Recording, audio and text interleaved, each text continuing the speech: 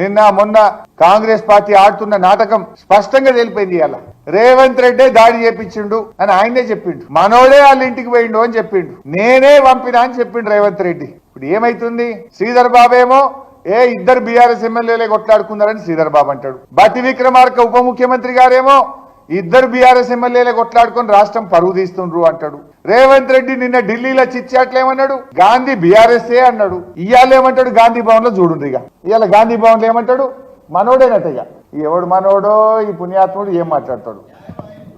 BRS కు సంబంధించిన MLA నేను బీఆర్ఎస్ పార్టీ ఎమ్మెల్యేను, పబ్లిక్ అకౌంట్స్ కమిటీ చైర్మన్ ను నేను అని చెప్తే, ఇంకో బీఆర్ఎస్ పార్టీ ఎమ్మెల్యే వాళ్ళకి ఏదైనా మనస్పర్ధలుంటే, మీ మనస్పర్ధలు మీకుంటే అక్కడ కాంగ్రెస్ పార్టీపై నెపం పొంది ప్రభుత్వానికి సంబంధించి ఇష్టరాజ్యంగా అడ్డగోలు మాట్లాడుతూ ఉన్న వైనాన్ని ప్రజలందరూ కూడా గమనిస్తా ఉన్నారు. మన వాడొకడు వీడొకడు మోపైండు, వాళ్ళు వీళ్ళు వాళ్ళ చెంచాగాళ్ళు కార్యకర్తల మీద కేసులు పెట్టాలనో కార్యకర్తల మీద దాడులు చేస్తామనో ప్రయత్నం చేస్తారు. మన ఇంటికి వస్తామని చెప్పారు, కానీ మనోళ్ళే వాళ్ళ ఇంటికి పోయారు.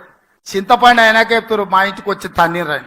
సంకనాకనికి విలువాలనా రా చూసుకుందాం ఏమంటుండ్రు రేవంత్ రెడ్డి, మనోళ్ళే వాళ్ళ ఇంటికి పోయి తన్నీరు. మనోళ్ళు అంటే ఎవరు పాపం? ఇప్పుడు ఆయన గాంధీ గారు ఇంతకు ఎవరి వాడు? పొద్దుగాలనేమో బీఆర్ఎస్ అండ్రి, నిన్న ఢిల్లీలోనేమో బీఆర్ఎస్ అంటాడు రేవంత్ రెడ్డి, ఇవాళనేమో మావోడే అంటుండు, మనోడే అంటుండు, కాంగ్రెస్ వాడు అంటుండు. నా గరకానా ఘాట్కా అయిపోయినట్టుంది ఇది. అసలు ఇంతకు ఎవరి వాడు?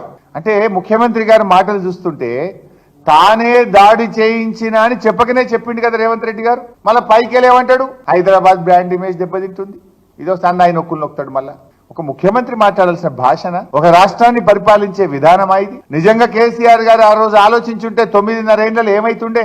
కేసీఆర్ గారు చాలా నిబద్ధతతో ఈ రాష్ట్రాన్ని ముందుకు తీసుకుపోయిండు. నీలాగా ఇట్లా చేయలే.